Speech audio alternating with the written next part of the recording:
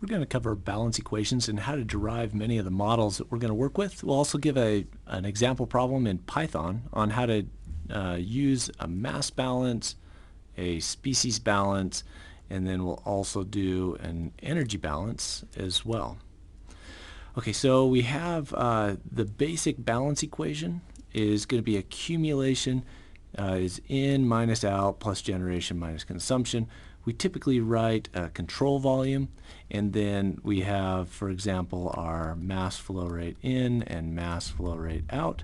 And then in the case of constant density, we're going to relate the mass flow rate into a density times a volumetric flow rate in minus a density times a volumetric flow rate out. So let's say we have a liquid here in this tank, and we have a volume and density is constant. Then we can reduce this down to something that is dv dt equals v dot in minus v dot out. And sometimes we use, instead of v dot, we sometimes do q in minus q out. Just different symbols, but the same equation. Okay, so that's a mass balance. We typically don't have generation or consumption on mass unless you're in a nuclear type application. So there's the first balance equation that we're going to be dealing with. The second one is going to be a species balance, where we're doing the same balance but with the number of moles of A as our accumulation term on the left, and then we have our in, out, generation, and consumption. And these might be from reactions that are happening that are transferring one species into another. Okay, and often we want to deal in concentrations, so we're going to make a substitution here where Na equals the concentration of A times the volume. Okay, again, we have our control volume here, where we might have a feed concentration and then a concentration leaving. Okay, so without any reactions, okay, so if we ignore this reaction term right here, then we're going to have something that looks like dCA times V dt equals, and then we have a concentration maybe of our feed times Q in minus concentration going out times Q out. Okay, and if the volume is changing with respect to time, then we have to do something called the chain rule and so this is going to be equal to Ca dV dt plus V times dCA dt. Okay, and then if we want to have our expression for dCA dt, we would just move this term over onto this side, so minus Ca dV dt. And then we have a, so I'm going to get rid of that, okay, and of that, and just put my equal sign here. And then to solve this, we often just need to move all the other constants to the other side and just have dCA dt. So I'll divide all of this by the volume. Okay, and there's our dCA dt. So we're going to implement that one as well. In this problem that we're going to have, we don't have any momentum balance equations, but you could have those as well. So the final one is energy balance equations. And this one, this is the full form right here. A lot of times we just say that the potential kinetic energy is 0. This is the only term, these are the only terms that are significant. Okay, the H in and the H out, that's dealing more with the temperature of a fluid. So we're going to ignore the kinetic and the potential energy. For most of our problems, you might have a heat input and a shaft work. This would be the work done on the fluid. Okay, on the fluid, this would be shaft work, like a mixer or something like that. As it mixes, it's going to heat up the fluid. Okay, and then this reduces, if we just cancel out all those terms, it reduces to this form of our energy balance. And then we're going to relate the enthalpy to temperature with this correlation right here. It's m C sub p T minus T reference. Okay, where C sub p is a heat capacity, and this is going to be our mass right there. Okay, and so this is often going to simplify to this form for fluid systems. Okay, so now let's just get on to an example problem. Okay, we want to use a mass, species, and energy balance to describe the dynamic response in volume, concentration, and temperature of this well-mixed vessel right here. So we have our control volume right here with these three inputs coming in, and then these three that are leaving right here, the Q out, T out, and CA out as well. Okay, and we're going to start with these conditions, the volume, concentration, and the temperature. So we want to show step changes in the process inputs. Okay, and so for that, we're going to go over to Python to develop this model. And I'll go ahead and just put this up right here. And then let me go ahead and move this, over right here. Okay, and just kind of fit this in the frame so we can see some of our balance equations. Okay, so first of all, we're just going to import numpy, matplotlib, and scipy integrate, the ODE int, to integrate our balance equations. We're going to define our this model. Okay, so we're going to define a function where when we give it the states and the inputs, it's going to give us our derivative values back. So I'm just going to call this vessel, and then we're going to put our input arguments right in here. Okay, so we have our x, those are going to be our states, and then we have our time.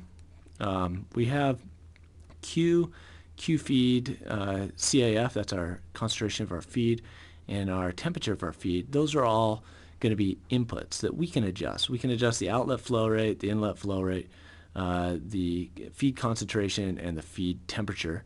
And then we're going to be able to calculate volume, temperature, and concentration leaving. Okay, so we have our inputs.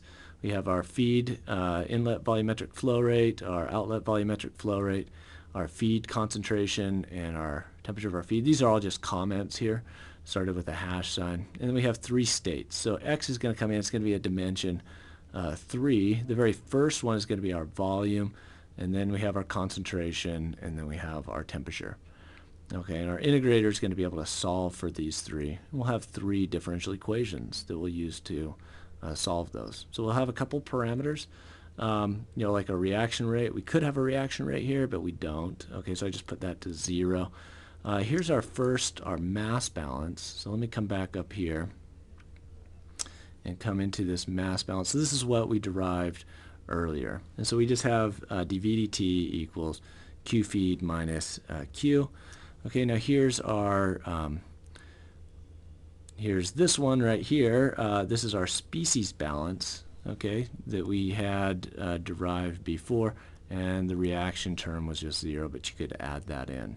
Okay, so that would just be minus RA times V if you had some reaction. Okay, now here's our energy balance. I'm just going to come back down to here. Now this is with everything simplified out. I had to do the chain rule on the two terms that didn't cancel out. My densities and my heat capacities all canceled out. I assume that those were constant throughout.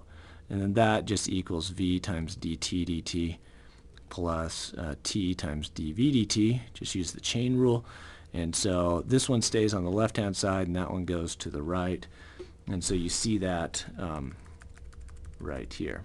Okay, and that just means you have to compute dV dt first, so you can use it down in these two equations right here.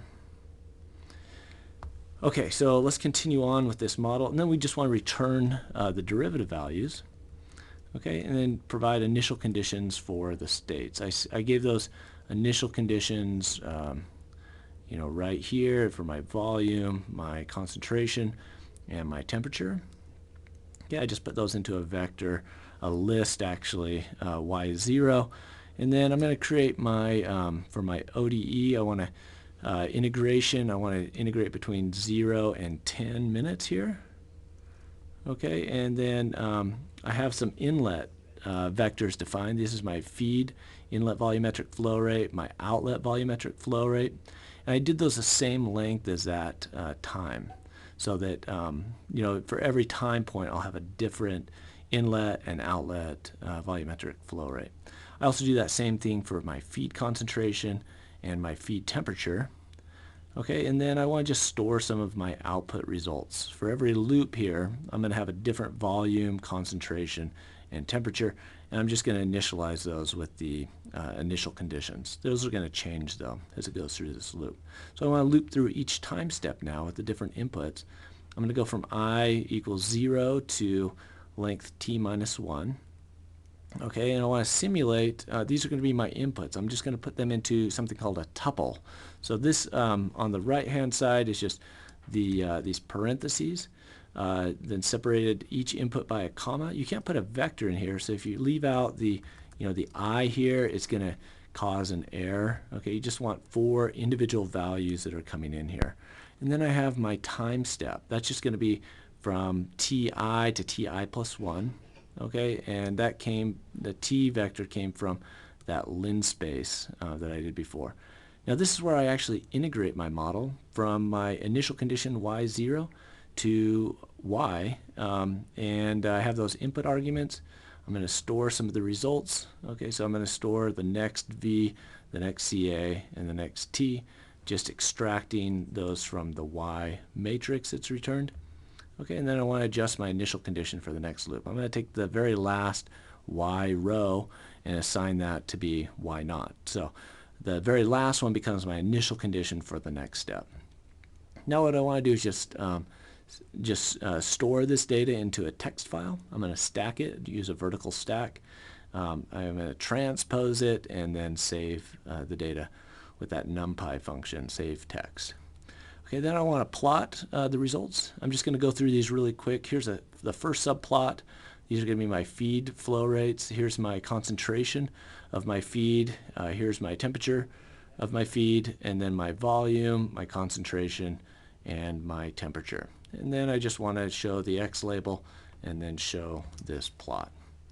Okay, so let me get back here and just run this now. So when I run this in Python, it's going to produce, solve these 3 balance equations and return this result. Okay, so it's going to go through those 100 different time points, and there are the results to the inlet and outlet flow. There you can see the volume on the right. You got the feed concentration. You see the concentration leaving the reactor on the right here, and then you have a feed temperature. And then you can see the response here of the temperature leaving the reactor as well. Okay, so all of this is posted. If you just come to this website right here, it has the source code, and you can just come down here and select Get Code and run it.